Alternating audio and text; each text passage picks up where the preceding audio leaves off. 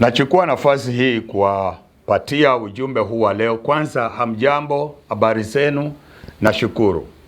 Naitwa Daktari Wilson Tayo na namshukuru Mungu kwa yote, nasema asante. Hii video nataka niweke jambo hili kwamba wale wote ambao Mungu anawajalia na imekuwa kwamba hamwezi kukubalika, nitakufundisha hii video, niwaambie la kufanya, niwaambie kitu ambacho kitatokea kwa hii video, mambo ambayo itakuwa ni msaada kwa hii video. Lakini nitaanza na matayarisho ya vitu ambavyo vinatakana kutayarishwa. Utafute mchele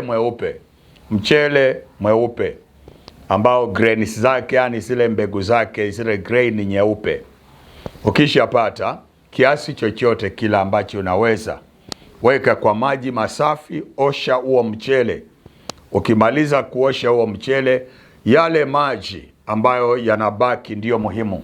Mchele wenyewe unaweza ukapatia watu wakapika wakala, ama ukapikia watu wengine wakala, lakini wewe maji ndio ulikuwa unataka, yale yameosha mchele.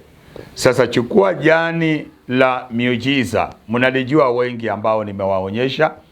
Jani la muujiza, chukua, uandike majina yako juu yake, liweke kwa mdomo wako, puliza hewa yako ama pumzi yako mara 3. Puliza hewa yako mara 3, jani la muujiza. Mnanielewa wanangu? Wengi mko nazo. Ukimaliza, ingiza katika lile bakuli ambalo liko na maji ya mchele. Sasa anza kuomba, Mungu, unifanye kuwa chombo kinachokubalika. Fanya uso wangu kubalike na watu. Fanya sura yangu ivutie. Umeniumba mzuri wa kupendeza. Na ninaomba Bwana, ninapotumia maji haya, ninaomba kibali kiingie kwangu, kibali cha biashara, kibali cha kuvutia watu wazuri, watu ambao wanaweza kusimama nami, watu ambao wanatamani mema kwangu. Bwana Yesu nisaidie. Unaomba, unamwambia Mungu akusaidie utakapotumia. Yani vile huwa tunachukua tu dawa kama ni Panadol, alafu tunaombea, alafu tunameza.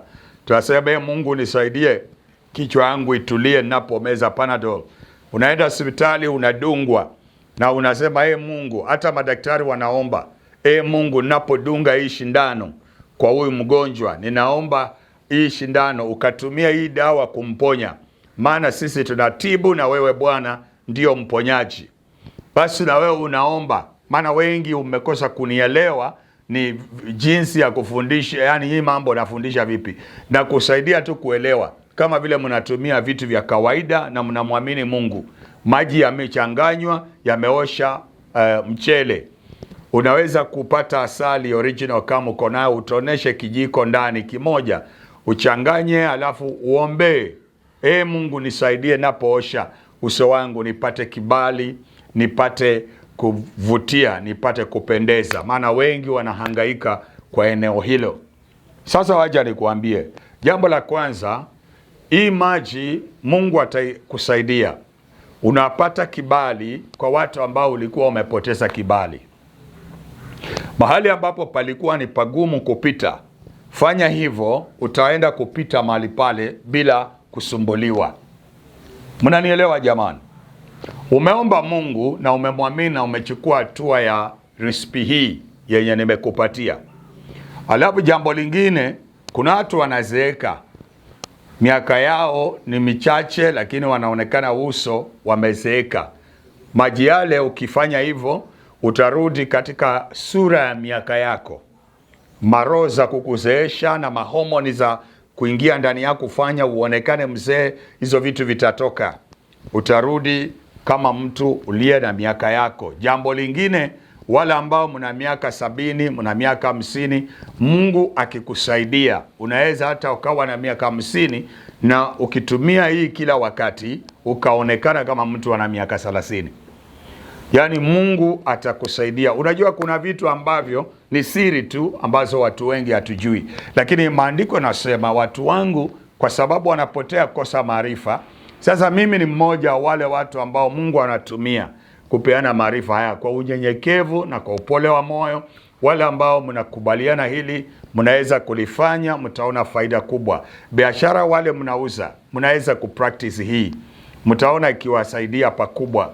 Wale mnafanya biashara, mnataka wale watu ambao mnaongea maneno na maneno yanakuwa machafu na mabaya katika masikio ya watu, tumia maji haya alafu uongeze asali, uombe Mungu, Bwana, fanya maneno yangu yawe matamu katika masikio ya wale wanaosikia. Mungu atakusaidia na Mungu atakutetea. Siwache Bwana akubariki na Bwana akupe kibali na neema katika jambo hili. Utanishukuru baadaye utakapoona mkono wa Bwana umesimama na kukusupport na kukusaidia kupitia kwa recipe hii. Asante, Mungu awabariki.